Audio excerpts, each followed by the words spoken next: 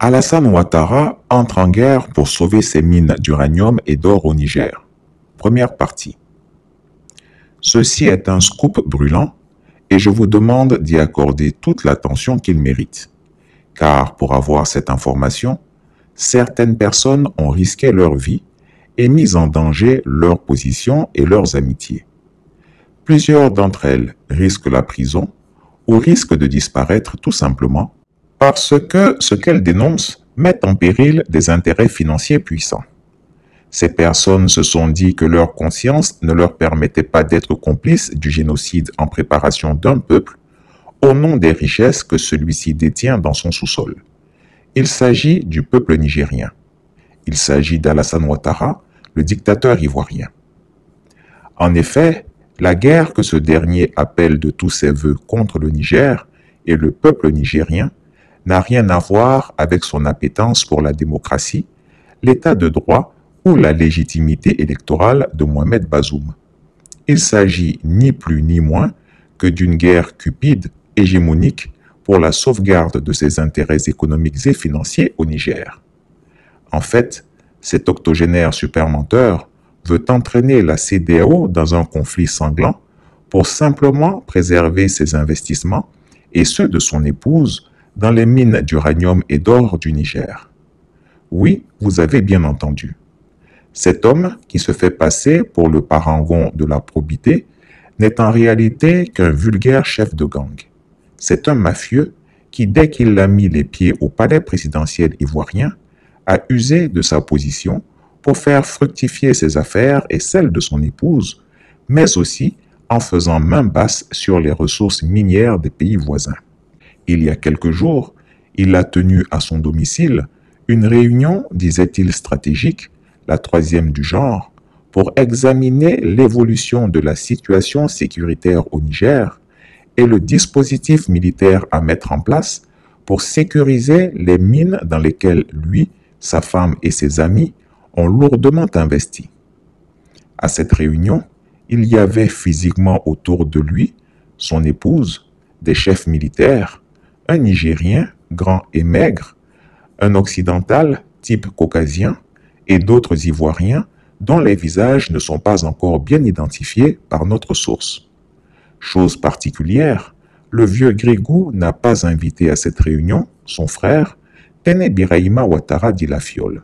Il a expliqué aux participants qui s'attendaient à le voir, puisqu'il avait participé aux réunions précédentes, que son petit frère est immature et n'a pas la capacité de gérer une opération aussi complexe que celle à laquelle ils sont en train de se préparer. Il préfère que ce dernier s'occupe des questions domestiques et n'ait pas trop connaissance de ce qui est en train de se jouer dans l'ombre. Une présentation de la situation et des intérêts économiques en jeu au Niger a été faite via une projection sur écran. Au cours de celle-ci, il a été décidé de préserver à tout prix la sécurité des installations de Orano Mining Niger. Orano est le nom de la société Areva, qui gère depuis 1970 l'exploitation de l'uranium au Niger pour le bénéfice de la France. En effet, la France a 56 réacteurs nucléaires qui fournissent de l'électricité à ce pays. Le Niger seul fournit 19% de l'uranium nécessaire au fonctionnement de ses centrales nucléaires. Le reste est fourni par le Kazakhstan. L'uranium nigérien coûte moins cher à l'achat que celui du Kazakhstan. Le Niger fournit également environ le 1/4, soit 25% des besoins de l'Union européenne en uranium. Après s'être détourné un temps de l'énergie atomique pour sa consommation électrique au profit du gaz russe, la France retourne brutalement à ses centrales nucléaires en raison de la guerre en Ukraine et de l'embargo mis sur le gaz russe. L'uranium du Niger devient donc une matière première stratégique pour la France. Orano Mining a créé plusieurs sociétés au Niger pour exploiter l'uranium de ce pays. Il y avait la compagnie minière d'Akuta, Cominac, active sur le gisement d'uranium dans la province d'Agadez, au nord du pays.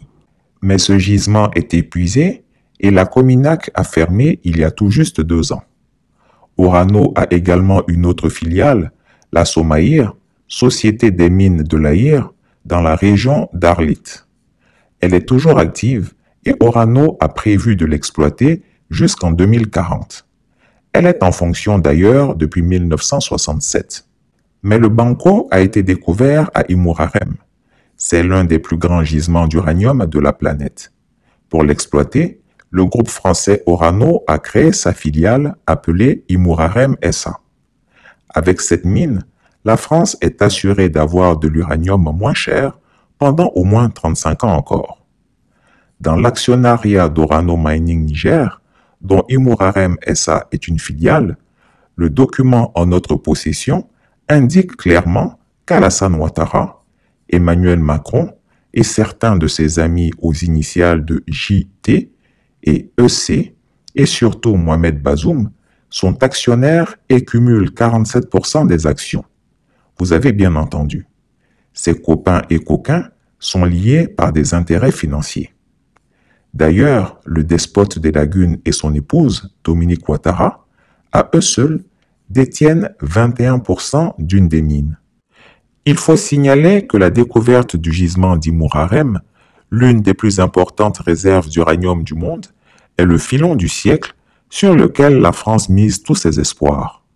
C'est très curieux qu'aucun grand média ou les médias mainstream ne se soient intéressés aux affaires financières sales de Macron et de Ouattara. Je tiens à dire que Chris Yapi détient un document ultra confidentiel de ce qu'il avance.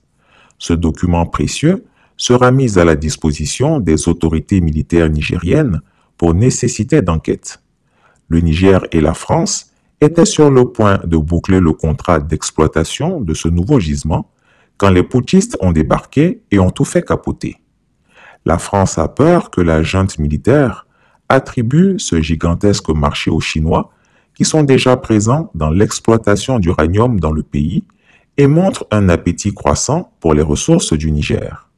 Il faut savoir que les Chinois possèdent majoritairement la société des mines d'Azélique, Somina, qui exploite une mine d'uranium dans cette région. Et le taux d'exploitation de cette mine est en progression. D'autres gisements pourraient être découverts à l'initiative des Chinois dans la région du Liptako nigérien et cela en ferait des concurrents redoutables pour les Français. Selon les dernières découvertes géologiques, le sol nigérien regorge de minéraux précieux que sont le lithium, l'argent, le platine, le nickel, le zinc, le chrome, le manganèse, le fer, le phosphate, le cobalt et le vanadium. Toutes ces richesses intéressent les Chinois. Il faut donc les freiner absolument. La France est donc prête à tout pour éjecter la junte qu'elle considère comme une menace essentielle pour ses intérêts stratégiques, y compris à envoyer son armée sur place sous le prétexte de la réinstauration de Mohamed Bazoum dans ses fonctions. Pour cela, elle appuie la CEDEAO et lui propose son aide pour intervenir au Niger. Alassane Ouattara a été missionné pour pousser la CEDEAO à la guerre afin de préserver les intérêts français dans ce pays. Mais il n'y a pas que la défense des intérêts français qui pousse le vieux Grigou à s'exciter de cette façon et à prendre la décision de faire intervenir l'armée ivoirienne au Niger. Il y a la préservation de ses propres intérêts financiers privés. En effet, son épouse et lui sont des actionnaires importants de plusieurs entreprises nigériennes qui ont pignon sur rue. Ainsi, nous avons retrouvé les traces d'Alassane Ouattara dans le capital de la EGBTP, Entreprise Générale de Bâtiments et de Travaux Publics, et de celle de son épouse Dominique Ouattara dans le capital de la société DKO. Ces deux sociétés opèrent dans le domaine des grands travaux d'infrastructure et sont systématiquement sélectionnées sur tous les grands chantiers du Niger, depuis Mahamadou Issoufou jusqu'à Mohamed Bazoum.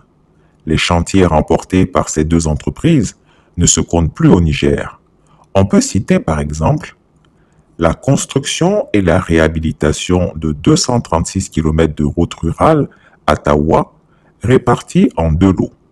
La société EGBTP s'est vue attribuer le premier lot de 111 km pour un montant de 8 milliards 595 millions 990 252 francs CFA. La société DKO, elle, s'est vue attribuer le second lot de 125 km pour un montant de 11 milliards 911 millions 17 615 francs. Fait étonnant, ces jeunes entreprises nigériennes ont préfinancé elles-mêmes tous ces chantiers. Par exemple, la route Tchadoua-Mayaï remportée par EGBTP pour un montant de 32 milliards de francs CFA a été entièrement préfinancée par la dite société. Les aménagements hydro-agricoles de Yelwani ont été préfinancés puis réalisés par l'entreprise DKO pour un coût de 10 milliards de francs CFA. En tout cas, plus de 20 marchés de construction de routes, de pistes, de bâtiments publics ont été confiés à ces deux structures d'apparence nigérienne, si jeunes, mais capables de mobiliser rapidement des milliards de nos francs. Comment à elles seules peuvent-elles cumuler tant de marchés gagnés? N'est-ce pas que cela doit éveiller la curiosité des autorités nigériennes? Je suis surpris que personne n'ait découvert le poteau rose. En réalité, si ces sociétés ravissent tous les marchés, c'est parce qu'elles sont les propriétés d'Alassane Ouattara et de son épouse Dominique Ouattara. Tous ces marchés ont été attribués par Mahamadou Issoufou et son acolyte Mohamed Bazoum. Vous avez bien entendu. Chris Yapi est formel. Ces sociétés appartiennent au couple présidentiel ivoirien et tous ces marchés pourraient se trouver menacés par le CNSP. Voilà pourquoi le despote des lagunes est prêt à envoyer nos soldats à la mort. Le couple mercantile n'endort plus la nuit, tant il a peur que le poteau rose soit découvert. Fin de la première partie. Chris Yapi ne ment pas. Retrouvez Chris Yapi sur ses deux chaînes YouTube, sa chaîne Dailymotion, Instagram et VK.